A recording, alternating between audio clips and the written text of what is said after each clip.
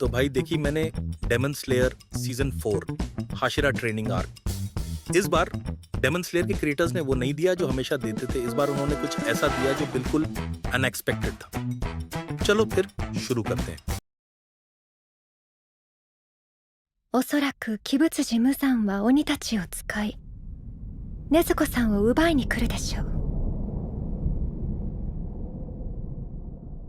これまでは柱が継ぐ子以外に稽古をつけることは多忙ゆえ難しかったが、短期間に絞り鬼殺隊全体の底上げに全力を注ぐ機会とする。これは重要な急務である。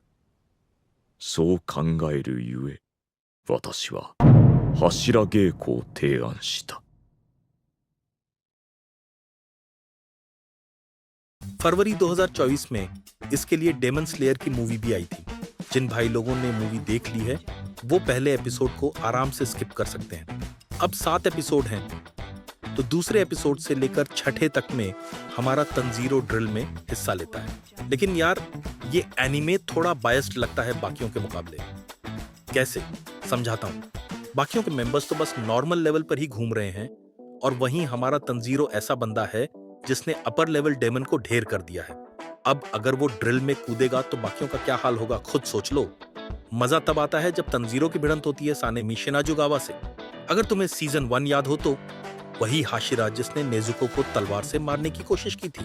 अब ड्रिल में तंजीरो और सानेमी की जो हाथापाई होती है वो किसी स्कूल के बैकबेंचर्स और टीचर की लड़ाई जैसी लगती है। सीरीज यहाँ तक नॉर्मल कॉमेडी पर ही चल रही थी, पुराने वाले मोटिवेशन स्टाइल के साथ। लेकिन जब जेनित्सु की एंट्री होती है ना तो भाई एंटरटेनमेंट का सीन पूरा पलट जाता है। जेनित्सु चाहे मैन कैरेक्टर ना हो लेकिन उसके आते ही माहौल में जान आ जाती है। अब देखो एपिसोड 7 सबसे इमोशनल था।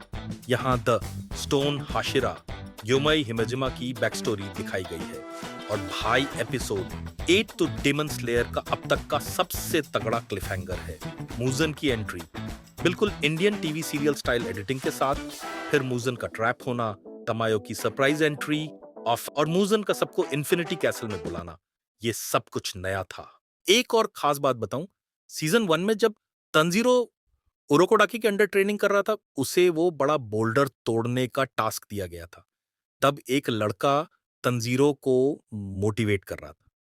जब तंजीरो ने ये बात उरोकोडाकी को बताई तो उरोकोडाकी भी हैरान रह गए और फिर हमें पता चला कि वो लड़का मर चुका था। पर वो लड़का कौन था? वो और कोई नहीं, ग्यू का बेस्ट फ्रेंड साबितो था।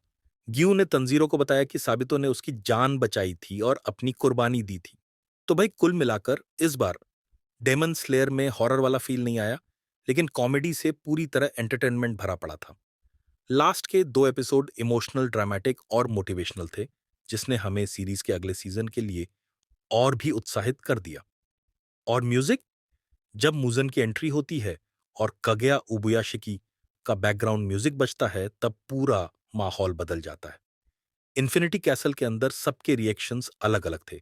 यहां हमें यह तो नहीं बताया गया कि जेनित्सु इतना सीरियस क्यों है, लेकिन उसे एक लेटर मिला है, पर उस लेटर में क्या है ये अभी सस्पेंस है। अब आगे देखेंगे कि तंजीरो और बाकी के हाशिरा क्या करते हैं कगया उबुयाशिकी के बदले की आग में, और तमायो को कैसे भूल सकते हैं जिसने इतना बड़ा रिस्क उठाया। तो फिर मिलते हैं अगले रिव्यू में।